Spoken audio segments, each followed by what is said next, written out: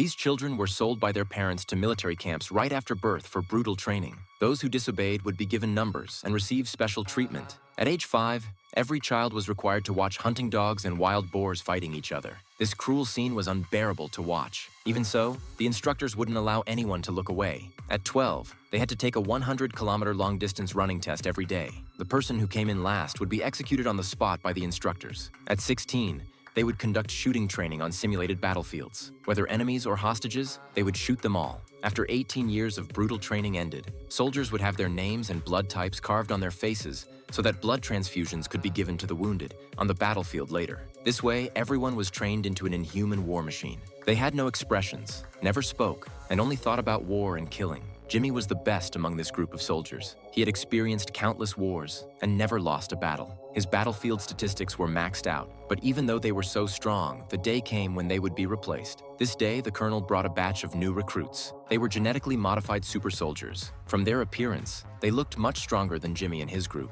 But the captain was unwilling to let his trained soldiers be easily replaced like this. To convince him, the colonel randomly selected a new recruit to demonstrate marksmanship. After firing a full magazine, the accuracy rate reached an astonishing 99%, but the captain was still unconvinced. He wanted to send out his ace warrior, Jimmy, to compete with the new recruit in endurance. However, this was the most terrifying part. Jimmy's endurance was already top tier, yet the colonel made the new recruit start 20 minutes late. In the end, he not only easily surpassed Jimmy, but also waited for Jimmy at the finish line for 10 minutes. After running this 50 kilometers, Jimmy was already gasping for breath, while this new recruit was like he hadn't run at all, his breathing unusually stable. Next was a strength competition. Both had to climb this 10-meter-long chain in the shortest time. Again, Jimmy started first, and the new recruit came from behind. The previous long run had already consumed most of Jimmy's strength. The entire climbing process seemed very difficult. The new recruit was still full of energy and climbed to the finish in less than 5 seconds. The captain still looked down on these new recruits. He believed combat experience was most important, so he proposed having the two fight on the chain.